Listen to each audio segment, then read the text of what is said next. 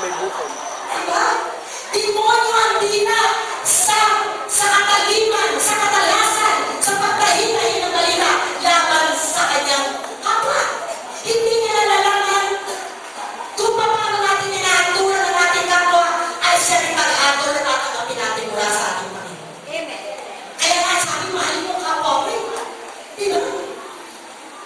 Dapat minahal mo ang kapwa mo, hindi mo siniraan, hindi mo nilapakan, hindi mo ninakawan, hindi mo pinasinurihan, hindi mo binatay. Ibig sabihin, ang mahal mo ang Diyos. Amen. Dahil sa pagmamahal mo sa Diyos. Kapag hindi nakita ang pagmamahal mo sa iyong kapwa, hindi rin nakikita ang pagmamahal mo sa Diyos. Maraming katulad ni Maria Magdalena. Ngunit, iilan lamang ang katulad ni Maria Magdalena na nagsisi at nagbalik loob sa ating Panginoon. Naglinis mula sa kanyang kasalanan, lumapit, nagmahal, at kusang loob na lumapit na may pagsamba at paggalang sa ating Panginoon. Amen. Pangatlo, yung pagpapakita niya sa kanyang dalawang alagad. Narinig niyo, di po ba? Habang ang dalawang ito ay papunta na sa isang dayo sa Jerusalem na kung tawagin ay Maos, nagkukwentuhan sila. At hindi nila nalalaman at hindi nila napansin dahil sila ay binulag. Noong panahon na yun, pinakpan ni Jesus ang kanilang mga mata, alam niyo po ang Panginoon ang pangyarihan. Nakasabay nila si Jesus na hindi nila ito nakilala. Nakiupo, nakisabat-sabat sa kanilang usapan. Ano yung pinag-usapan nyo? Sabi ni Jesus. Parang hindi ko yan ang maunawaan. Pwede bang share niyo ko? Chismisan niyo naman ako kung anong anak niyo pinag-usapan nang sa ngayon. Ma-update naman ako. Yan naman ang chismosa eh, di ba? Uy, ano ba yung naman sa pagkakupan? Sabi, gano'n ba ako kanya? Ganyan yan. Ano, yan. Di po ba? So, sabi ng dalawang alagad, gusto niyo pong sabihin, kayo lamang po ang tanging tao dito sa Jerusalem ang nawalang nalalaman tungkol sa taong itinako sa krus, na pinaratakan, na dinusta, pinako at namatay. Kayo lamang po. Kami ba po hindi makapaniwala kayo? Kasi yung mga kaibigan ang galing namin babae, ang pinagpunta na sa Libina, pero wala kasi nakita. Nakamatala, nawala. Samantalang alam na dito magsasalita. Hindi nila alam, kausap nila, yung taong pinaglingkuran nila, nung ito'y nabubuhay pa. Kaya sabihin mo sa katabi mo, huwag kang magtitiwala sa kaibigan. Sabihin mo, ilalaglag ganyan. Ano? Si Jesus, araw ng gabi na sa akin na kanyang mga alagad, kaya tinurin niya mga kaibigan, tinawag niya mga kaibigan, ngunit, hindi rin naasahan ang sinabi sa kanila ni Jesus. Mamahal kayo.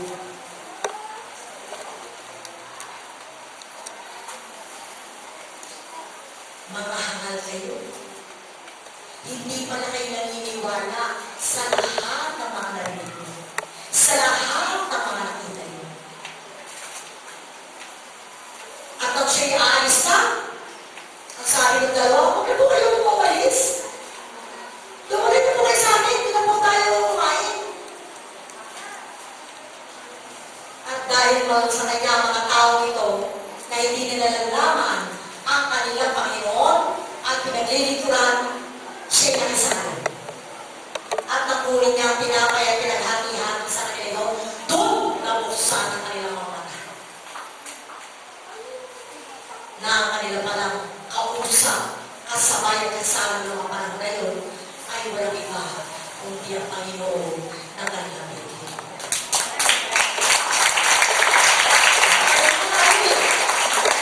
Isang lingkod tayo ng lingkod sa Panginoon. Simpa tayo ng simpa.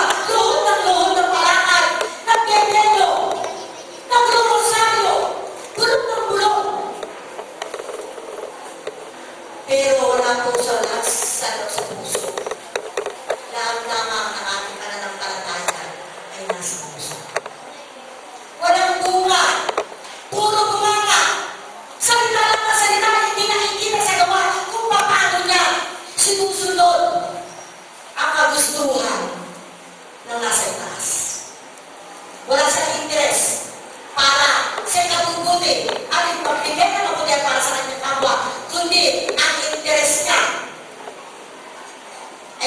wasak, pumatay, at magnakaw, katulad ng Diablo sa kanyang kapwa. Amen? Marami din ba sa akin ngayon? Sabi mo sa tabi mo, marami! Pero sa mga taga-gym nyo sa other mo, sabi nyo, noon yun! Ay, masabi. Ilakas mo para narinig nyo, noon yun! Kaya salamat po, nakakilala tayo sa ng Diyos. Nang isang pinabalak ko pala gawin ng isang bagay na alam mo niya ayaw sa kanyang kalooban, hindi ito mo ang bibig mo. Sabi nga pala sa salita ng Diyos, huwag kang papitayan ng kapwa sa pamamagitan ng pipila. At bilang pinakamaliit na bahagi ng ating katawan, kayang sunugin ang buong barangay. Kaya mangwasak ng kapwa, kaya mangwasak ng tao, kaya mangwasak ng pamilya, at kaya mangwasak ng bansa.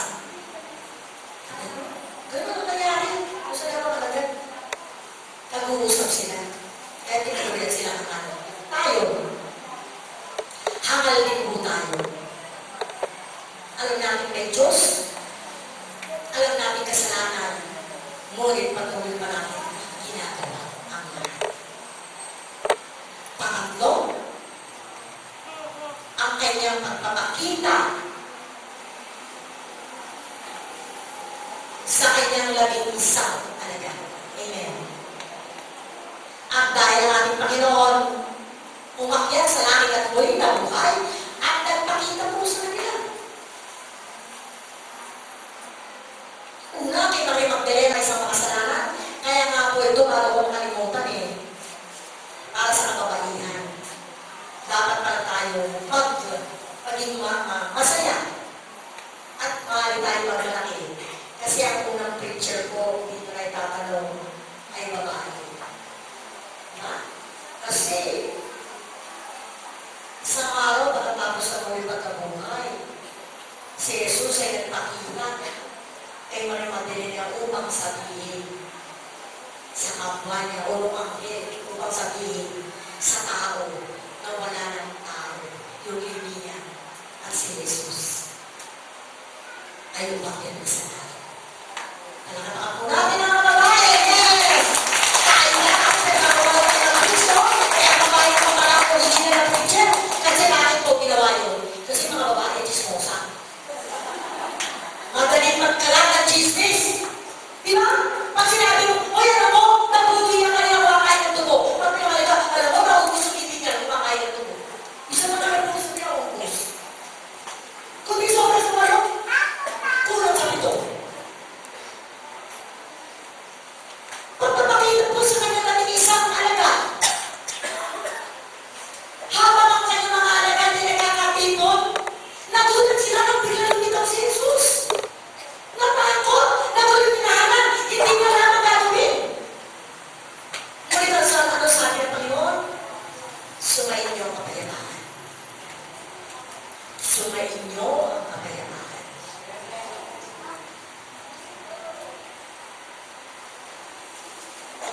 Nagpakita siya sa kanyang mga kalagayan upang sabihin sa kanila na totoo ang kanyang pangako na sila ay muling magkikita-kita at magkakasama-sama. Ngunit, ito po ay may kasamang pag-review. Ano ba sa tao Tagalog yung pag-review? Ano ba sa Tagalog? Nireview po yan Ano ba sa Tagalog ang review? Sinagsara, tinama, or ano ba? God. Ano ba yung review? Kinontra. Dahil sa kanilang angalan, dahil sa kanilang kawalang pananampalataya, di ba?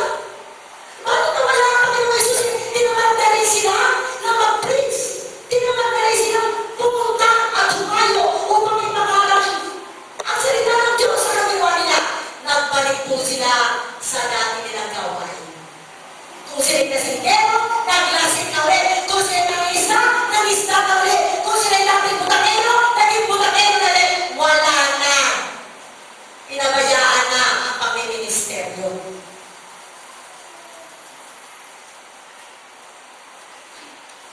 Pero nung sinaluhan sila ni Jesus sa kanilang pagkain at pinagputol-putol ang pinapay at ipinamahal sa nila, muling naalala nila ang taong ito ay minsan nang nangyari o ginawa ang ginagawa sa iyo. At sabay na tinawag sila upang lumabas sila ng